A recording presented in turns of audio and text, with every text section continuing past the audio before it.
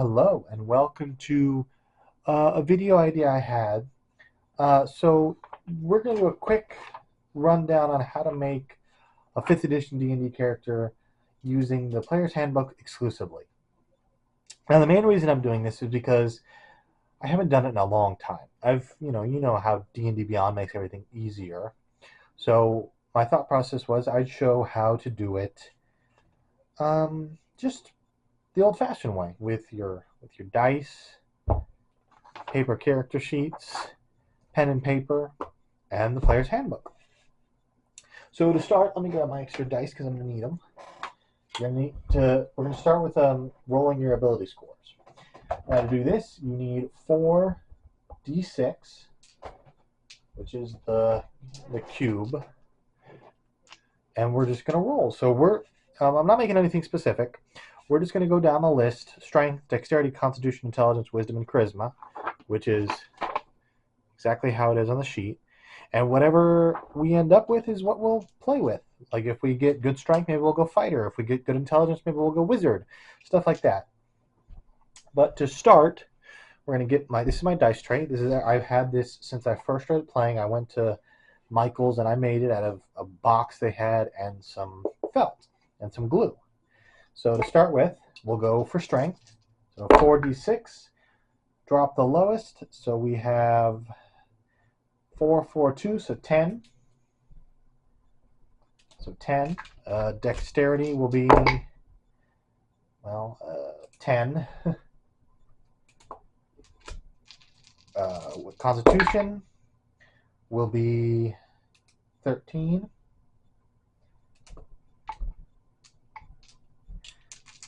Intelligence will be 10. Okay, we have a pattern here. And what's next? Wisdom will be really low. Oh boy. 7. And then finally we have charisma, which will be the lowest. Oh, no. Yeah, it'll be the lowest. 1, 4, 7, 8. Okay. So those are our stats. Our highest stat. Let's see. Hold on. Let me put everything away. Sorry. Put everything away. So we have strength, dex, con, intelligence, wisdom, and charisma. So our highest stat is con. So knowing that, I just want to double check something real quick. Yeah, 4d6. So we got some okay stats. Okay. So our highest is con. So if we want to go from there, then we probably would want to be a barbarian, which isn't too bad. So first off, we're not gonna put this on the character sheet yet. I would have, but for the life of me, cannot find a pencil. I've only got pens, and I don't want to put permanent on this character sheet when we're going to be adding and subtracting from it. So first off, let's go to barbarian. Well, let's pick a race, I suppose. Yeah, let's pick a race. So we want to bolster barbarians. We want high con, which would be half orc. Half orc. Strength increased by 2 and your constitution by 1. We could go with dragonborn, which is, I believe, dragonborn, which is strength by 2, charisma by 1. So if we want to play to type, we'd go with half orc just to be safe. But in all honesty, we could go human. We could go anything. The numbers just determine your ability score. Obviously, let's do this right here. Ability scores. So we have a 10. So we have plus 0, plus 0, plus 1, plus 0, -2, -1 as our base stats. Knowing that, if we want to go half orc, which is I think what we're going to end up doing, let me find it again. We're going to go half orc. That's tiefling. Did I already loot? Yeah, I went by it. My bad. So, there it is, half orc. So we'll go with half orc. We're going to do this level 1, so we're not going to get any ability score improvements. But half orc, we get, there it is, strength by 2. So we'll have 12 strength. And then we'll have 14 con. And then 10, 7, 8. So we can now put that onto the character sheet, which I'm going to grab a different pen.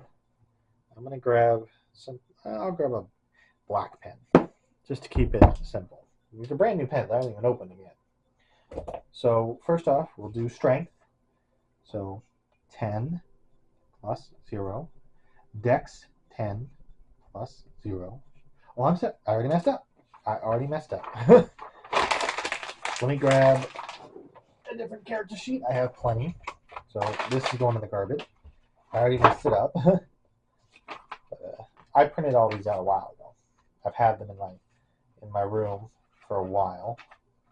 But that's expected. When you make your character, this is why I recommend using pencil, because you're gonna mess up. So in all honesty, it's 12, 10, 14, 10, 7, 8.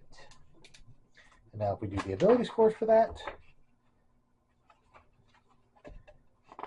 hold on, ability scores. So we have strength of 12, so that's a plus 1, plus 0, plus 2, plus 0, 7, minus 2, charisma, minus 1. So that's what our character sheet looks like. 12 strength, which is a plus 1 ability score modifier. Constitution, 14 with a plus 2. Dexterity, plus 0, blah, blah, blah, so far and so forth. So that's our stats. I'm going to pick Barbarian. So let's go to Barbarian, which I believe is the first class. Yep, and here we go, Barbarian. So as a Barbarian, our main stat is Con, because we're going to be the tank. So to start with, hit points at first level, 12 plus your Constitution modifier. So that's 12 plus Con, so 14. So current hit points, 14. And I recommend, like I said, I'm using pen because I could not find a pencil, and I'm not going to play this character. This is just an example of how to create one. But we're going to have in pen 14 health at level 1, which I should put, right? Class and level, we'll put Barb /1. So we're Barbarian level 1. So to start off, we get light armor, medium armor, shields, weapons, light armor, medium armor, and shields for proficiency. Weapons, simple weapons, martial weapons, tools, none. Saving throws, strength, and constitution. So, so our saving throws are strength, constitution. So strength, con. Now if I recall, that means we add proficiency to this? Yes. So we would add our proficiency modifier, which is proficiency bonus of plus 2. So for strength, we'd get a plus 3. And for con, we'd get a plus 4 to our rolls.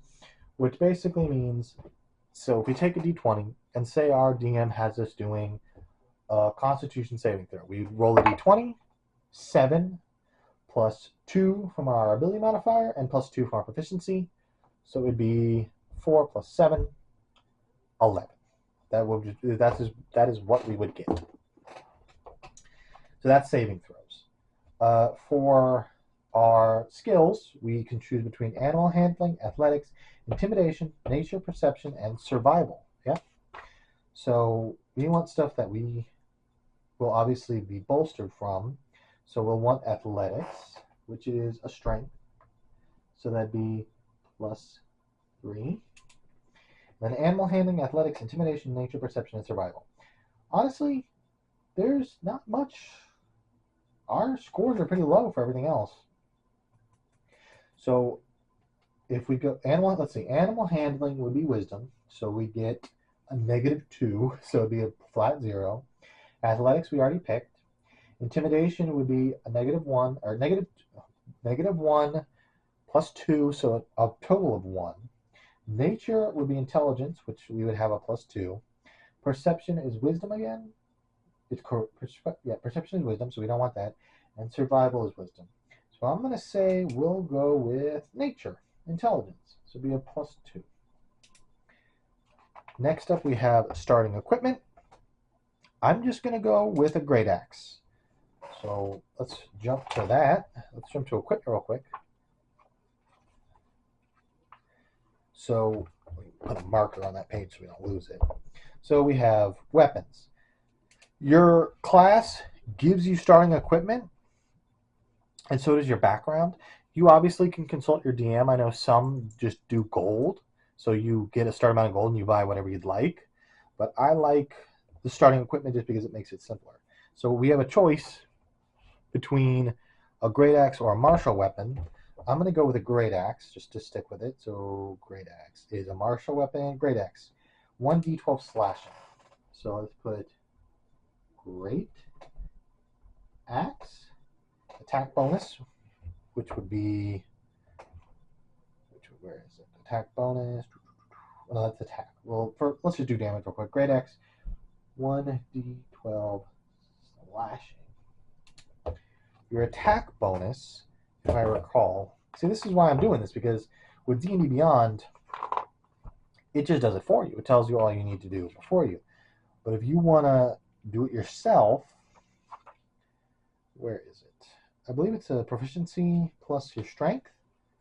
I could be wrong. It could be wrong indeed. But a great axe should be plus, let's see, strength 1, so plus 3 to hit, I believe. It's been a very long time since I've done this. For the second, we have 2 hand axes or any simple weapons. I'm going to go with a simple weapon and throw in a dagger. A dagger would be, let's see, dagger is finesse light, so it'd be, well, you know what? Let's look up finesse real quick because I can't remember how that works. Weapon proficiency. Let me see. That does not help me. Here we go. Finesse. We'll make an attack. You choose your strength or dexterity modifier. So we can use strength. So it'd be another +3. But a dagger only does 1d4 piercing. Okay.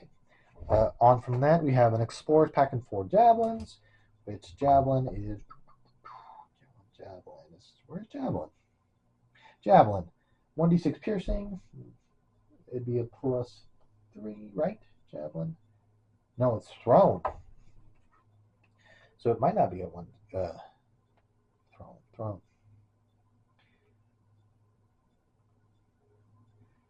No, it'd be still +3. But for javelin, it'd be 1d6 piercing. And you can throw it, which is nice. You just write javelin. All right, and I'm sorry if this is not as coherent as it should be. I'm literally doing this off of memory. It's been, ever since D&D Beyond came out, it's been a long time since I've had to sit down and make a character just with a player's handbook and pen and paper. So I'm going off of memory, and there are a lot of things I'm going to get wrong. But we also got an explorer's pack, which I'll put in, where's my inventory? Equipment, explorer's pack. Okay, explorer's pack. Let's go over what's inside that real quick. Container, where is it? Explorer's pack. Where is it? Should be here. No. Okay, so where is it? It should be. Here we go. Explorer's pack. Page 151. Includes a backpack, a bedroll, a mess kit, a tinderbox, 10 torches, 10 days of rations, a water skin. The pack also has 50 feet of hempen rope strapped to the side of it. So that's that. Now we're level 1, so we do get rage. So let's put in our features and traits, rage, page 48. So what rage does for a barbarian, I'll just read it verbatim. In battle, you fight with primal ferocity. On your turn, you can enter a rage. No, rage is a bonus action. While raging, you gain the following benefits if you aren't wearing heavy armor. You have advantage on strength checks and strength saving throws. When you make a melee weapon attack using strength, you gain a bonus to the damage roll that increases as you gain levels as a barbarian, as shown in the rage damage column of the barbarian table. You have a resistance to bludgeoning, piercing, and slashing damage. And you also can't cast spells. But going over, it said the rage damage. What is it? Yeah, when you make a weapon using strength, you gain a bonus to the attack roll. So there it is, rage damage +2. Okay, so that's good to know. We get unarmored defense, so let's write that down. Also on page 48. And the reason I put the page is that way when you're going through your character, you can easily, rage, I need to look this up, page 48. Oh, unarmored defense. So that's all we get because we're only level 1. I'm not going to go into, I might do later at, how to level, I'll do another video on how to level up. But for now, let's jump to background, which is important. Backgrounds are important. I'm going to the list. Here we go. So backgrounds. This determines roleplay and some equipment. So yes, backgrounds. So it comes with suggested characteristics, which helps with roleplay. It gives you equipment, it gives you languages, and it gives you additional proficiencies. So first off, we have the Acolyte, which we're not going to pick for a Barbarian. But just an example, it gives you insight and religion. So you would automatically get those in your proficiencies. So if you pick a background you kind of want, if you're trying to be a min-maxer, you'd pick something that would give you skills that you would be good with. So like for an Acolyte, insight and religion would be awful for us because religion is intelligence. We've only got a 10. And insight is wisdom, which would be even worse. So just for now, I'm going to go with, for a Barbarian, let me find it. I could go with Folk Hero. Folk Hero gives us animal handling and survival, which actually would be bad. Guild Artisan. Hermit might be good. Medicine, religion. Let's see. Medicine is Wiz, so no, that'd be awful. Noble, history and persuasion might be good. Here we go. Outlander, athletics and survival. We've already got athletics, so it'd be a waste of a choice. And survival is wisdom, so it'd be even worse. So we're kind of in an odd place because I went down the list and I didn't allocate the stats accordingly. But let's go with soldier. No, that'd be a waste. We'd be wasting athletics again. Could go with urchin. This is just within the player's handbook. But for this, our dex isn't too bad. Let's go urchin.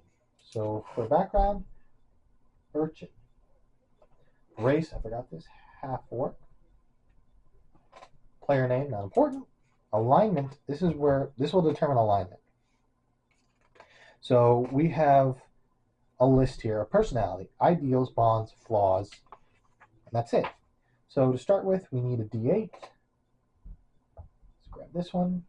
So personality trait, we roll a D8, we get an 8. So I bluntly say what other people are hinting at or hiding. And this is all just role play. This is something you can come up with and be like, well, what can I do to make my character better at role play? You can sit there and say, okay, I rolled randomly. You can pick, 1 through 8. But I bluntly say what other people are hinting at or hiding.